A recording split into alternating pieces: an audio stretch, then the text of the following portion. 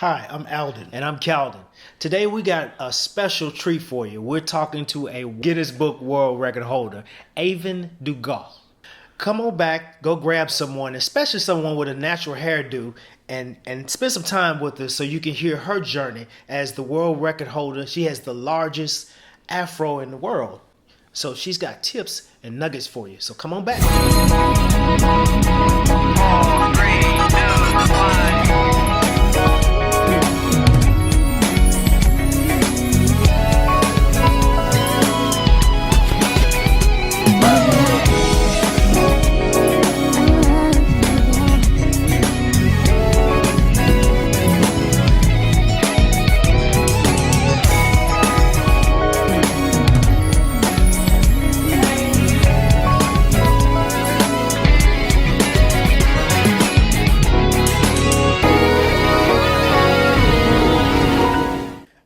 Good evening, Miss Dugas. Right. Aevin, how you doing? Oh, okay. How y'all doing? Outstanding. Well, do me a huge favor. I think I know how to pronounce it right. Aevin Dugas. Aevin Dugas, the S pilot. Okay, that's what I thought. But tell me, what is that? What is that? Is it Creole? What French. is that? French? Yeah. What is that? It is French. It's French. What's from South Louisiana? Yes. Yeah. Gumbo land. Mardi Gras. Right. Yes. Alabama tried to take claim to that. Oh yeah, they do try to take claim to that, but I think South Louisiana, especially New Orleans, right? Yeah, right. Are you born and raised there? Yes, I was actually born in Thibodaux, Louisiana. Lived in New Orleans for maybe like 2 years, and then my parents moved back home to Napoleon. Well, they moved to Napoleonville, Louisiana, which is close to, like, my mom's from Painterville, Louisiana. My daddy's from Labadyville, Louisiana. Okay. But it's a whole bunch of villes lined up along the bayou. Right. Left or right, it's home. Okay. You know. Okay. Mm-hmm. Awesome. Any other siblings, younger, older? I have a little sister, 11 years younger than me, who even at like 35, she's still like a terror. I saw you smiling when you said, when I said any siblings, you started smiling. Because she's my best friend. She is. Oh. And she's funny. She's real funny. But yeah, I do, like, if she heard you say that right now, she probably would have darted across the camera. Oh. Like, that's the time. 35 years old, a whole adult, and she would have darted across the camera. Well, so I appreciate you for sharing, because I was looking at one of your interviews and they were saying that you keep your private and don't necessarily discuss that. So I appreciate the sharing. Yeah, definitely. Because I feel like with social media, people now are just sharing, in my opinion, just too much. And then when stuff crumbles, it's crumbling in front of people, and they're like, "Oh, I just like to be an open book." But come on, some of those pages are torn. We don't know it all. Right. Feel like, to me, I just don't think it's anyone's business to know everything. Right. You know? Right. So yeah, that's private. Okay. Well, let me jump into why we got you on. Okay. So I got to share with everybody, and I'm gonna say 2011, but officially it's 2012, because the record printed in 2012, right? Well, it's printed in 11, like around September. Okay. For 2000. For 2000. So they do work to, yeah. Okay. All right. So, and we are the largest Afro world record holder, by the way, right? Female Afro. At one time, I was the largest Afro. They didn't have a male. Okay. So I was the only with the largest female Afro. Oh, so a guy came and got something longer? No, it's just that they have a male and a female version. Oh, okay. And they have one in years, actually. Okay. So, yeah. All right, so we were talking again about you having a world record holder, and I think that's a big deal. Yes. I think that's a big deal. Oh, thank you. Yeah, that's because that's like legacy, it's history. You know what I mean? Yeah, and I was the first person to do it. So I remember when I found out that it was actually gonna happen, because it's not like I went natural to do that. Mm-hmm. So when I found out it was gonna happen, I was like, this could be kind of cool. Right. So I was like, I just really want to do this, because if people knew where I came from with my hair, they'd be like, "Oh, that's why you were so hard on going natural." Okay. So before you tell us that part of the story, I got to ask, what brought about you doing this? Going for the Afro title. Going for the Afro title. So basically, my sister put up a picture, and someone commented and said that I should try out for the largest afro by Guinness World Records. And as I said, you know, I knew what Guinness World Records was. And back then when I was young, yeah, long hair was important to me. Like I just, you know, from what we saw, you know, remember like Crystal Gale and stuff like that. It was the whole long straight hair. So of course, going to the Guinness thing and seeing the long hair or the longest nails was a big deal for me. So I was so proud of my afro besides Guinness, because, you know, by the time I started wearing my afro, you couldn't tell me nothing. So I was like, oh, they're trying to put an afro in there? So yeah, I had to at least try. Okay. You know? So what led up to you going into the afro? I went natural because, and it's crazy because I didn't have a whole epiphany about my whole natural hair experience until like recently. But one day I was, you know, I had a perm like most of us do. And I was like, it was weird. I was just like, why do you have a perm? It's permanent. Like, why are you doing it permanently? You can always press your hair if you want to. And back then when I went natural, it was still like, well, at least for me, I knew pressing combs and stuff. So I'm like, grandma can press your hair if you want it straight. Like, you don't have to wear it straight all the time. So it actually took 5 years for me to go back and forth between the perm and letting my new growth come out to me getting comfortable with me actually just cutting it off one day. Because I still, even though in my head I was like, why am I doing this permanently? It was so hard because for most African-American women, we know when we get that new growth that comes in, when you feel that new growth, you're always ready to slap a permanent. It's like, oh girl, my hair's growing, I gotta slap a permanent. So trying to transition to not hating that was really hard, you know, because I didn't know what to do with it. And then I went back and forth for 5 years. And then after 5 years, one day I was just like, I'm gonna do it. I kept braids in my hair for a while. And one day I went in my room, literally sat in front of the dresser, and I just kind of I looked at it to see how long it had grown out. You know, I looked at my new growth, and then I literally pulled my hair up and just cut it off. And I just started cutting, and that was it. But I did cut a little piece off just to see what it was going to look like at first, because I was like, but then I just chopped it. Okay, let me ask you this, because I know. See, my wife, she rocks a fro. I say like 3 or 4 days a week, but sometimes she does get it pressed because I like it straight. Yeah. I like the straight look, and it goes down like this, almost the center part of her back when she does it.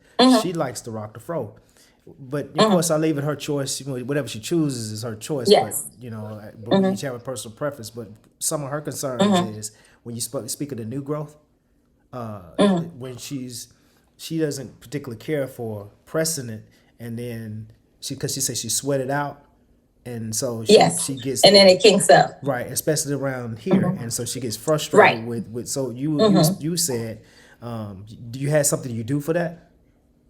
No, actually, because I'm gonna blow my hair out when I finish this interview. So, and honestly, I'll tie a headscarf on it at night. And I have gotten to the point where if I wear my ponytail, my hair is the same thing. Like, it's down all the way to my butt. And it's like, if y'all see the front of my head and I have the sugarcane rolls, because that's what I call it, looks like sugarcane rolls on my head, and I got a bone straight ponytail in the back, that's just what y'all gonna get. Because if we put too much heat in our hair, it can damage our curls. Okay. So I just brush it really well, put maybe a little bit of gel, and tie a headscarf down. And people just have to deal with the kinks in the front because, you know, I don't want to kill my curls. Okay. So you just, that's something you just say it's a part of the package. Yeah. You know what I'm saying? It's part of it. I mean, when you first get it done, or if you're going like a bone straight look, I get it. So, you know, you want to hit it with the heat, but what people don't realize, when you put too much heat, it can damage your curls. So your curls don't have that strength anymore. So they get limp, and then they don't curl right. So then when you want to wear your hair in a curly hairstyle, you got this instead of this. Okay, so we have to be careful with that. So what did you do to yours? Because she does like some kind of twist to it, like almost like I did, and then takes it down. Yeah, this is just some flat twists, and I hadn't done flat twists in years, and I actually need to practice my technique. But I did flat twist last night with some mousse, and it was awesome. I'm gonna definitely be doing this again. What's the difference in just a twist and a flat twist? What's that? Flat twists almost look like cornrows on your head, where it's a twist, but it's twisted to your scalp like this. Okay. Whereas a twist, you just take your hair and twist it so it's loose. So the flat twist lay flat on your head, like cornrows. Okay. Okay. Okay. Mm-hmm.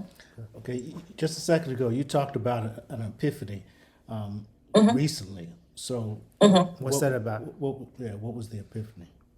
So the epiphany was, I realized my natural hair journey started from literally when I was a child, and that's probably for everybody, because I remember almost every single thing about my hair journey from when I was a child up until now. Like, I remember the first time I got a perm. The first time I got a perm, I was maybe 13 because I wasn't allowed to get one super young. So the first one was okay. The second one, the stylist who did my hair, when she went to wash my hair, you know how when we lay back in a shampoo bowl, they have to get the nape of your neck and lift your head up and rinse under there? I guess she didn't do that properly because she sent me home. You know, she put a perm in my hair. And I even remember that particular perm because it burned so bad. And she told me, you have to leave it in for 5 more minutes. And I remember sitting there and holding the chair, the arms, and I had tears running down my face. And she told me, you want straight hair? I was like, yeah. She said, this is what you have to do.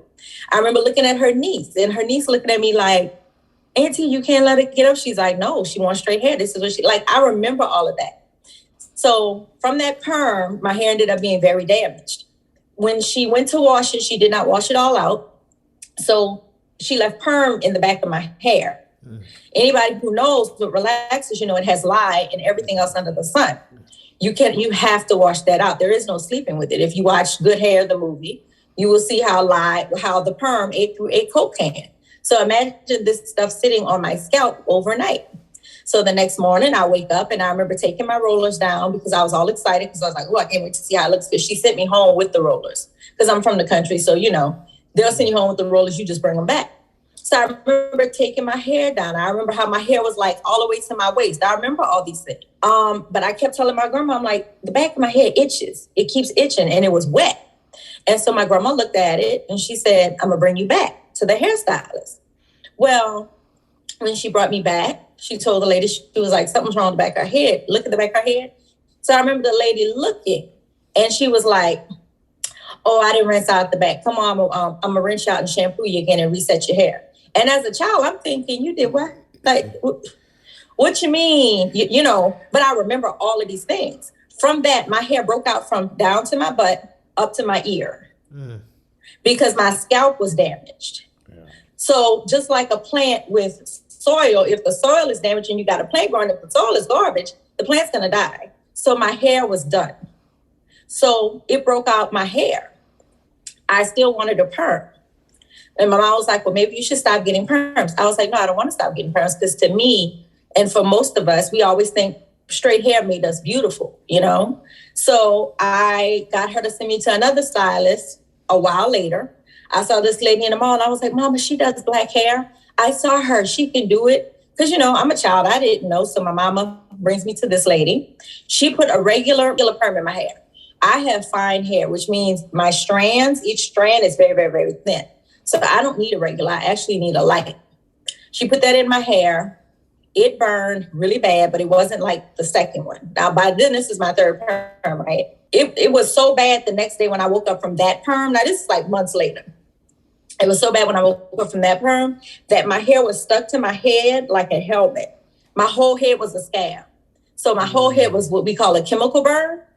So my hair was like stuck to where my mama had to peel my hair to get it off this chemical burn. So again, I went through a whole bunch of stuff and I remember all this stuff so clearly. Like I remember waking up, I remember how my head felt, so it took a long time for my scalp to heal. So from that, now my scalp is extra damaged. From there, my hair did not grow the way it should because it would grow, but it would die because my scalp was damaged. Some years later, my mom brought me to a dermatologist and he was so sweet and he would tell me, you have to stop getting relaxers. And I remember telling my mom, like, you don't know what you're talking about because, you know, why would I stop getting a relaxer? Like, in my mind, I couldn't even fathom what not having a relaxer looked like. Because in my head, we just had relaxers, you know, and it wasn't like my mama pushed it. I didn't have one of those fancy where I had to have a perm, but she did have a perm. My grandmother had a perm. You know, everybody I look at on TV, we didn't see people who were rocking twist outs and washing those and stuff. So again, in my mind, I'm thinking he doesn't know what he's talking about because he doesn't know what we go through because he was Caucasian. So I'm like, he really doesn't know what we go through. Like not having a perm is not a thing. So I opted. He was like, well, either you can stop getting a relaxer or you can start getting shots in your scalp. So I started getting shots in my scalp because I wanted my hair to grow back. So for a couple of years, the dermatologist would have to shoot my scalp with a needle all around the front, all around the crown. Went through that. It still wasn't working. By then, we learned to do the perms ourselves. How old were you at this point? By then, I'm probably like junior high. Okay. Junior high, probably my mama's doing my perms. And then somewhere in there, I started doing my own perms because I was like, Mama, I can do it because I always loved hair. So I was like, I can do it. I know what I'm doing. So I got really good at it. So I started doing my perms. I got so good. I was doing my perm, my mama's perm, my grandma's perm, my aunt's perm. So I just started doing my hair and taking care of it. But again, because my scalp was damaged, it was still really rocky. And it wasn't until like probably senior year where, and by then I had stopped getting the shots because they hurt. So probably by senior year, I gave up and was like, you know what, I'm just going to take care of it and, you know, see what I can do. And by graduation, it was decent. After graduation, it got healthier and healthier and healthier. And then at some point, it was super healthy. And from there, I was dyeing it myself. The only thing I didn't do was cut it because I didn't know how to cut my hair. So again, like I went through a lot. And it's like, I remember all of that. When it was getting healthy, it was still relaxed. Yeah, it was still relaxed. Okay. Mm-hmm. Okay. Yeah, so when I went natural, my hair was beautiful. But I just was like, I don't see the point in permanently having straight hair. Like, again, I just questioned myself, like, why am I permanently straightening it? Like, you know. I think that part of your journey is interesting because you say world record holder, right? And I got the longest afro and basically the longest natural style. But I just didn't get here just because I snapped my fingers. There was a process, right? I had to figure this thing out, and you're figuring it out. It's like 10 times worse than the average woman, and of course you can't never compare stories, but I'm saying that most people and that's the thing. I'm like, we all had it. Yeah. So that's interesting to have that part of your story. Yeah. And I just realized, like, you've been going through stuff with your hair for a long time. That's like, right. Okay. Then I actually started typing and writing a book about it, which I need to finish because I was like, I need to talk about this because people need to know, like, I didn't just, wake up and was like, oh, the largest afro. Right. That's going to be an interesting, that's going to be an interesting read, I think. I think that's going to be an interesting read. So tell me. I need to finish it, guys. Tell me about some other things, because I noticed that you were in several magazines, several magazine covers. So tell us about some of those things. You know what? It's been a minute because now with COVID especially, things have kind of settled down. But was it? I think it was Ebony. I was in Ebony and Essence. I remember one of them I was in, and it was like the 10 interesting people. And I think I was in between Michael Jackson and Michelle Obama. So I lost it when I saw that. I was like, I know you lying. Not like, who, me? Right. So yeah, that was pretty cool.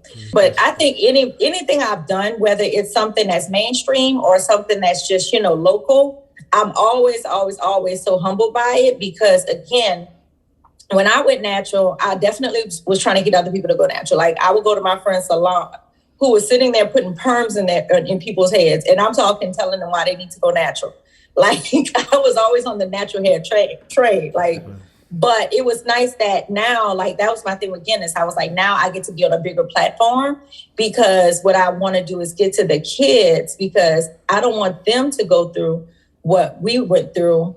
And, especially not something I went through. And I'm sure there's a whole bunch of other people who, with the chemical burns and stuff like that. And then on top of that, just the whole anti-natural hair thing. Like, if we can get to them and talk to them and make them understand that our hair is really beautiful and actually very sought after, then I just feel like that's one less thing they have to worry about, Okay. So I was going to ask you that when you were talking about hair.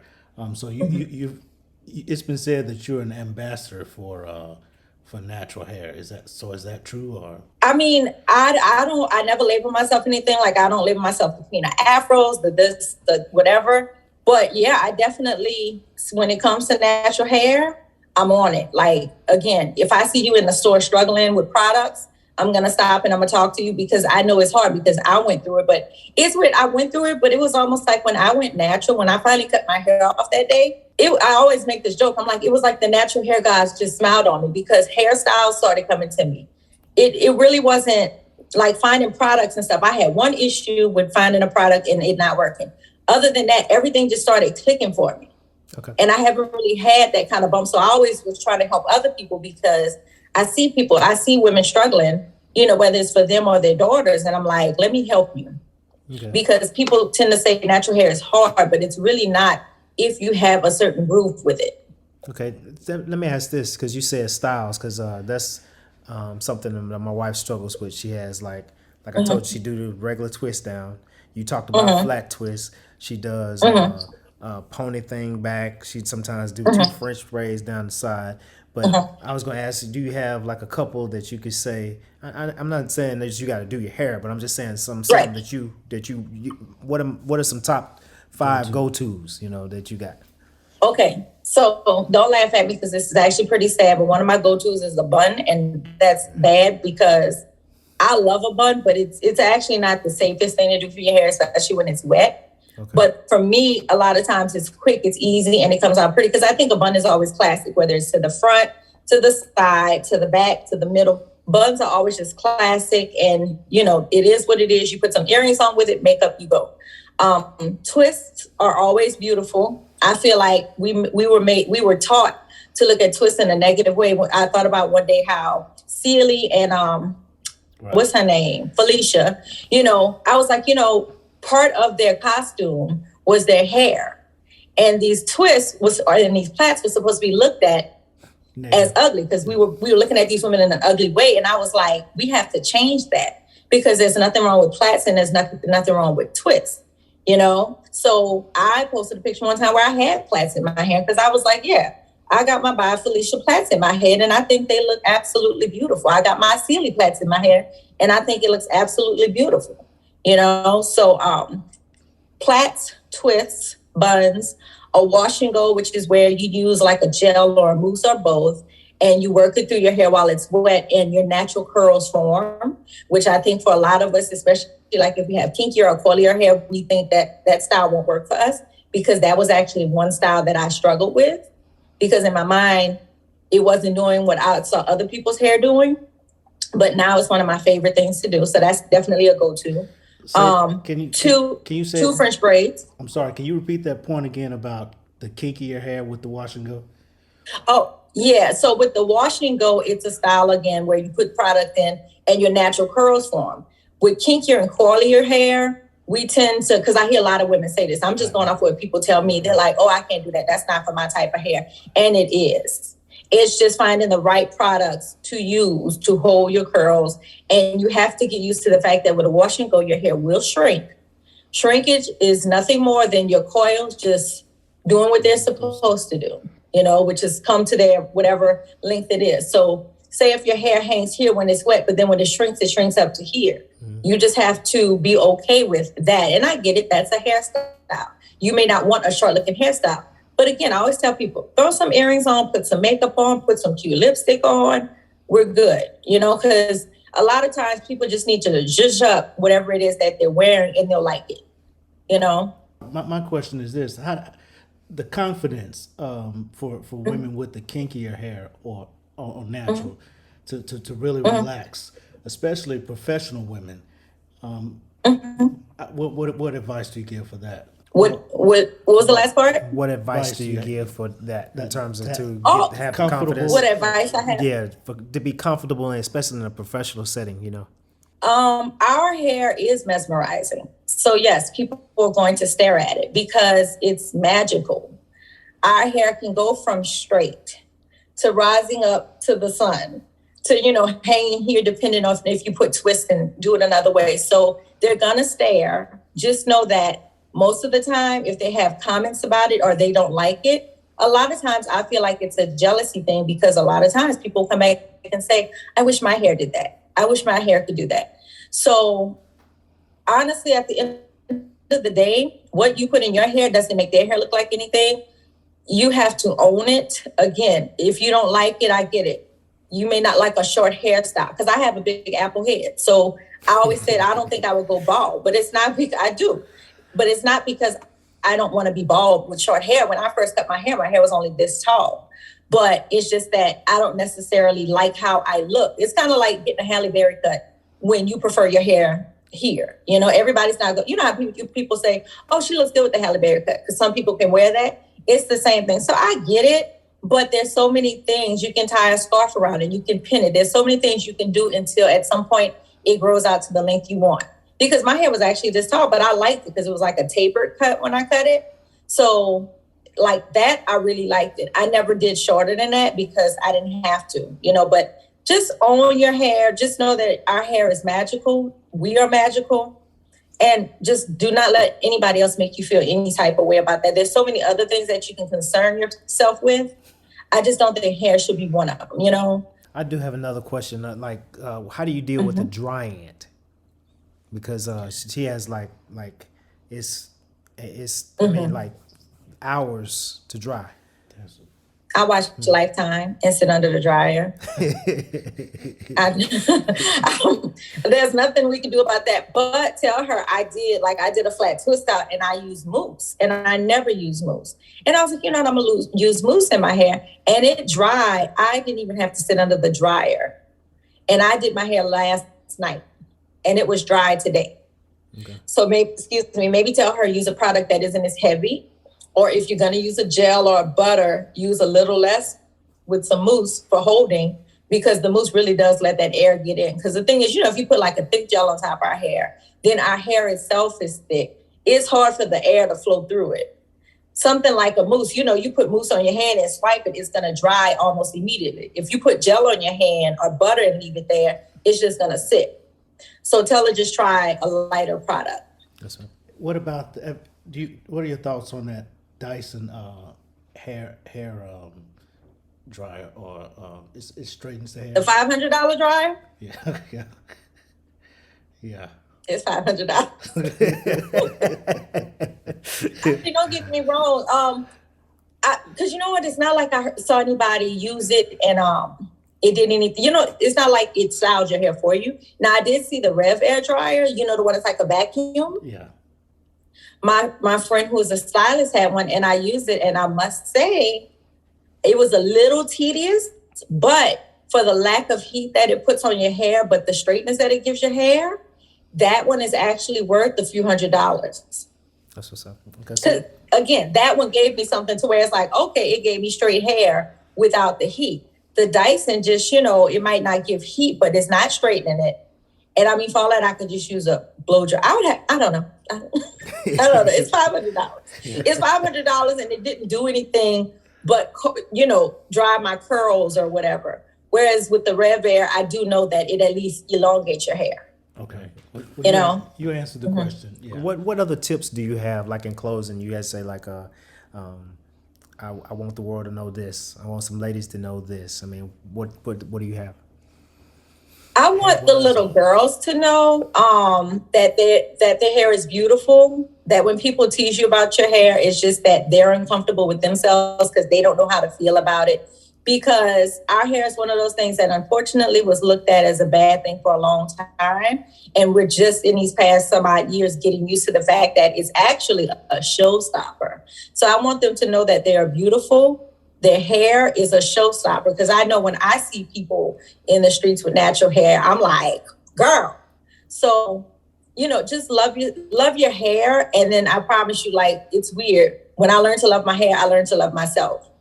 And that sounds crazy because it is just hair. But that hair also had me feeling bad about myself because I felt like it not being straight wasn't good enough. And then once I got to the point where it was its natural state, I knew it not only was it good enough, it was better. Okay. As men, do you recommend a point of view or a thought process? I do. So for guys, because I hear a lot of friends and stuff say, like, you know, I know I've heard some guys are like, I don't like her hair. I think you had said you didn't like it in certain styles. Right. Just know it's so hard for us to already love ourselves when it comes to everything else in the world. Just like, you know, you as a Black man, the stuff that you go through.